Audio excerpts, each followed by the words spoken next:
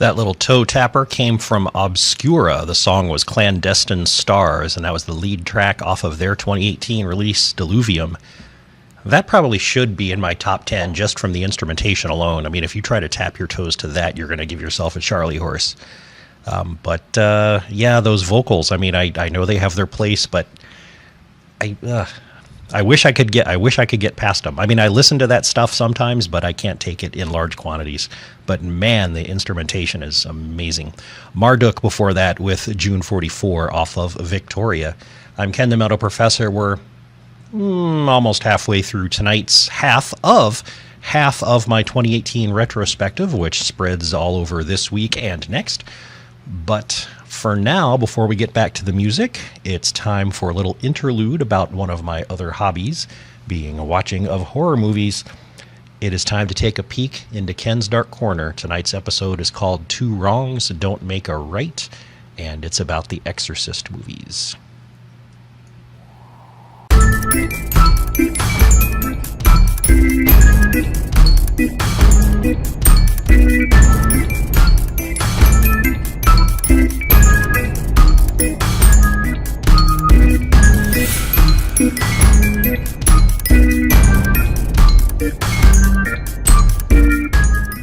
I'm Ken the Metal Professor. This is episode 14 of Ken's Dark Corner. Tonight's episode is called Two Wrongs Don't Make a Right, and that's R-I-T-E, ha ha ha.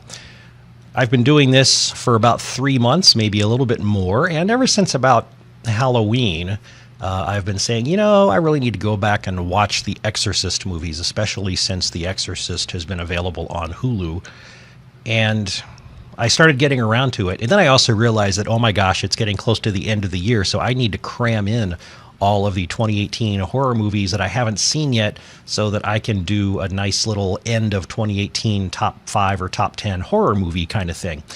And so I sort of got in a crunch, and I decided I needed to kick those Exorcist movies out of my viewing queue pretty quickly. And so that's one of the things I did over the last couple of weeks. And ever since then, I've been preparing for the end of 2018 by binge watching tons of 2018 horror movies.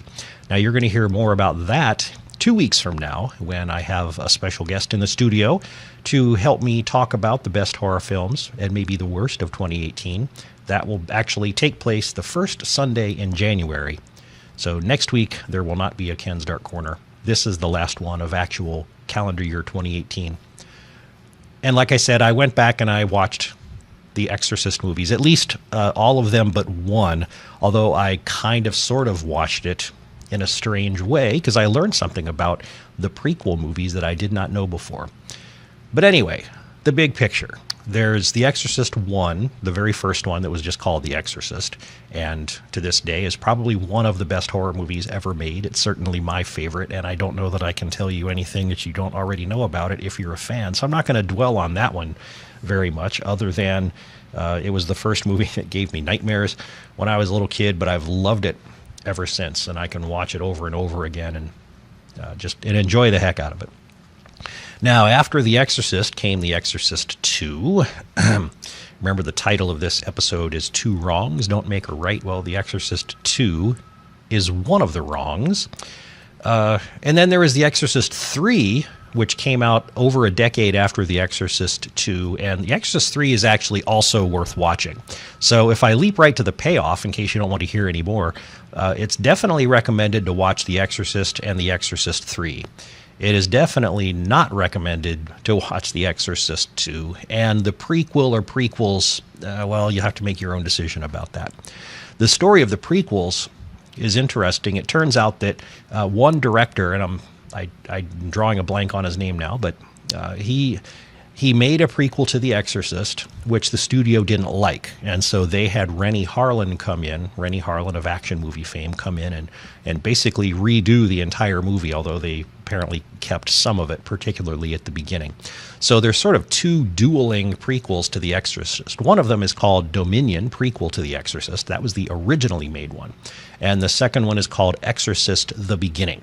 And that's sort of the refitted prequel to The Exorcist. I thought I had seen Exorcist: The Beginning a long time ago, but it turns out that I haven't, or at least I never wrote it down. I've been keeping lists of movies that I've watched since like 1998, and I can't find that at or after the year it supposedly came out. So maybe I never did see it, and I still haven't seen it. Dominion, prequel to The Exorcist, is available on Amazon Prime, so I was able to watch that one. Now, apparently the comparison of the two is that Dominion is the more thinking person, slow burn prequel story, and Exorcist: The Beginning is more of your, action director, whiz bang, lots of special effects type of prequel. If Dominion is anything to go on, the other one probably isn't very good either. Dominion is the story of Father Merrin. He is the one who's the older priest in the original Exorcist movie who comes in to do the exorcism. This is the story about what he was up to back in his younger days. It's hinted at in the original Exorcist movie that Father Merrin and the demon, whose name is Pazuzu, and I hope something bad doesn't happen to me on my way home now that I've spoken the name, they had history together, but it was never explored. So this movie Dominion is one of the ways that mythology got explored a little bit. And so this movie opens up much like the original Exorcist, where there is an archaeological dig going on in Africa where they've uncovered, here they've uncovered a building. And for a building that's been buried for many years, it's in remarkably good shape, almost as if a bunch of people just built a set and didn't try to make it look like it was old. This nice temple-y, churchy thing coming up out of the sands, pristine and well-kept. And once the uncovering happens, then things start going downhill. There's tension between the villagers around this dig site and also people from the British Army, who it's in World War II era, so the British Army is in the area and they're running around. And so there's this tension between the military and the villagers. The story centers around Father Merrin and one of his kind of assistants or a nurse that's in this compound, and a boy from the village whose name is Cheche, boy, young man, not quite sure which, who is apparently the one who is possessed. And, if I was a demon, I would probably find better things to do with my time than possess a little kid or young man who's running around in northern Africa and making a nuisance of myself. I would probably go for, the big time and go possess somebody who's like, the general in the British Army to try to really wreak havoc. But I'm not a demon, so what do I know? So this movie is about the goings-on as this possession becomes more and more apparent, and the effect that it's having, and the build-up in tension between the military and the villagers, which is being exacerbated by all the supernatural events that are going along. There's CGI hyenas, there's terrible CGI dream sequences. There's really no tension in this movie. Stellan Skarsgård plays Father Merrin, and he just kind of walks around with one expression on his face the whole time. There's really nothing in this movie to hook you, at least as far as I was concerned. And it was kind of disappointing that there was this person entrusted in setting the stage for the best horror film of all time, and he didn't really serve up anything interesting. So I can only imagine that Exorcist: The Beginning, maybe it's a little bit more engaging because Renny Harlin put a little more, action and oomph into it, but I can't say because I didn't go back and watch it. I have watched all the rest of them, though. So Father Merrin, in this movie, Dominion, the prequel to The Exorcist, has his first encounter with the demon Pazuzu, and then that takes us up to The Exorcist 1. But again, I'm not going to dwell on the first Exorcist, because if you haven't seen it already, then you're probably not listening to this, because if you haven't seen The Exorcist, you may not be into these kinds of movies. If you are into these kinds of movies and you haven't seen The Exorcist, welcome to the club, and go watch that movie immediately. Don't wait for me to say anything about it. After The Exorcist 1 comes The Exorcist 2. This movie is definitely worth watching, in the sense that watching Plan 9 from Outer Space is worth watching for the experience. But the director of this was the same guy that is John Borman, I think his name was. He was the person who directed Deliverance before this. That was his previous film. And wow, this movie is really something. Linda Blair is now a teenager, and she's helping work with some, I think, deaf children in a clinic. And there's a psychologist who runs this clinic who is also, helping her through therapy. And In the meantime, a priest has been sent from the Vatican to investigate some of the deaths that occurred in the first Exorcist movie. I don't know why they waited this long, but there they go. And it's Richard Burton playing this priest, and he spends a lot of time overacting and chewing the scenery and just not doing a very good job at all. This movie gets its launch when the psychiatrist hooks a psychologist, I'm probably using the wrong phrase, hooks up Linda Blair and Richard Burton to this gizmo, which allows them to go into hypnosis together and see and experience each other's brainwaves. It's called a synchronizer. And so the priest gets to start seeing some of the things that Linda Blair has been seeing and vice versa. And then they're able to telepathically communicate with each other through the rest of the movie, even when they're not connected to this. So there's also something going on here about Africa, where we get flashbacks to Father Merrin, different flashbacks from the Dominion prequel, where he is working in a village where there's a possessed boy, and the demon is manifesting through swarms of locusts. And so there's a boy in the village who has the power to control the locusts, and he helps save the village. And it turns out that the gist of this movie is that there are certain people embedded in humanity who are sort of the next wave of evolution, who can act telepathically, connect with each other, and can do things like control locusts, and I guess, and they are to become the saviors of humanity. They are to be the good to counteract all the other evil. So the end of this movie comes along after we've seen James Earl Jones in this movie. We've seen Reagan, Linda Blair dancing with a top hat and cane. We have seen all sorts of really weird stuff. We've seen a double of her at the end of the movie trying to seduce Richard Burton. And at the end of this movie, Reagan becomes the locust whisperer and vanquishes the locusts, which now come to Washington, D.C. to get her, just like they did the boy over in Africa with Father Merrin. So this is quite a movie, and it does need to be seen. Let me pause here to remind you that you're listening to WVLP 103.1 FM in Valparaiso, Indiana. I'm Ken the Metal Professor. This big block of time is called Mostly Metal. Right now we're peeking into Ken's Dark Corner, and I'm telling you about my recent experience watching the Exorcist movies, because watching horror is one of my favorite things to do other than listening to metal and going to wrestling shows. So, The Exorcist 1, absolutely. The prequels to The Exorcist, no, don't watch it. Exorcist 2, yes, absolutely watch it, but for a totally different reason than you're watching the first Exorcist movie, because this movie has to be seen to be believed. The Exorcist 3 is a great movie.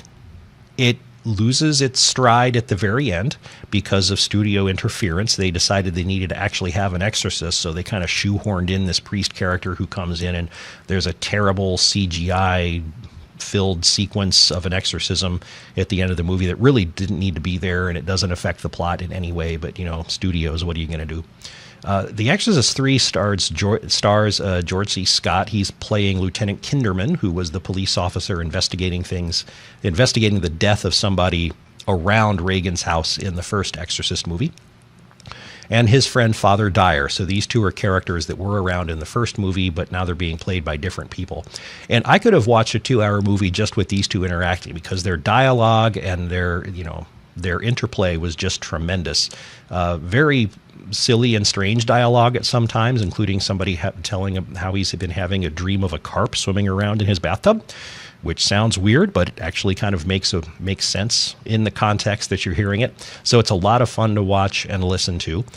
This movie, like Exorcist 2, does have its missteps with a big dream sequence. If you're looking for familiar faces, there are many cameos in this dream sequence, including Patrick Ewing and Fabio.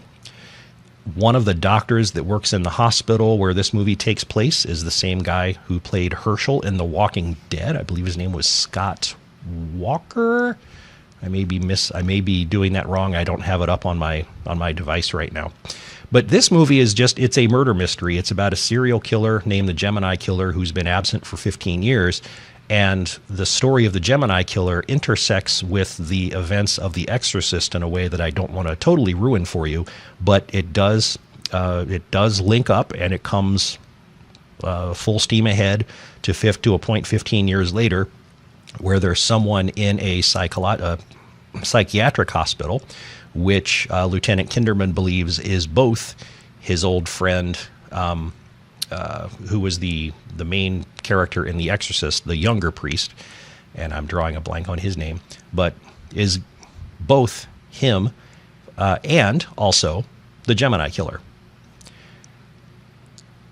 The Gemini Killer is played by Brad Dourif, who a lot of you might remember from The X-Files and many, many other good things he's been in. He does tend to chew the scenery a little bit and have some dialogue that's a little bit too overwritten, but it's definitely fun. And so, other than it's got a couple of great scares in some of the scenes in the hospital, the ending again when they shoehorn in the exorcism sequence is pretty awful. But if you can just kind of ignore that 3 or 4 minute stretch of the film and just take the rest of it for what it is, I think you will find that this movie is definitely good and definitely worthwhile. So to summarize, 2 wrongs not making a right. The Exorcist 1 and 3 are all right. The Exorcist 2 and the prequels, don't bother. Well, definitely watch Exorcist 2. Don't bother with the prequels. But when you're watching Exorcist 2, remember why you're watching it. You're not watching it because it's going to be a good movie. You're watching it for the sheer entertainment value of it all. So I'm Ken the Metal Professor, and that wraps up Ken's Dark Corner. I won't do Ken's Dark Corner next week. The first Sunday in 2019, I will take a look at my top 5 or 10 horror movies and worst horror movies of 2018, along with a special guest. And that just about does it. It's time to turn things back over to Mostly Metal. Let me make sure my knobs are all in the right places for you to be able to hear some more music. I'm going to go about 20 minutes more with 2018 retrospective songs, things that aren't quite in my top 10 from 2018, but are definitely in the running and are, honorable mentions. And then at 9:30 or a hair past 9:30, I'll give you some twisted Christmas music from the heavy metal perspective. To get back in the music, we'll ease in gently. These next 2 songs are definitely not metal. I will ease you into the music lightly. These are releases that I have from 2018 that I enjoy a lot. The first one is by Lux Terminus. The song is Electro Communion. It's an instrumental. And then you'll hear a song by Neil Morse. Now, Neil Morse is in Spock's Beard. You've heard me play lots of his progressive hard rock in past episodes. He released a CD this year called Life and Times, which is really just singer-songwriter acoustic stuff, so obviously not metal, but it's still a good little toe-tapping tune. And then you'll hear Rave the Requiem with Sky Dweller to get us back to the heavier things. Right now, Lux Terminus.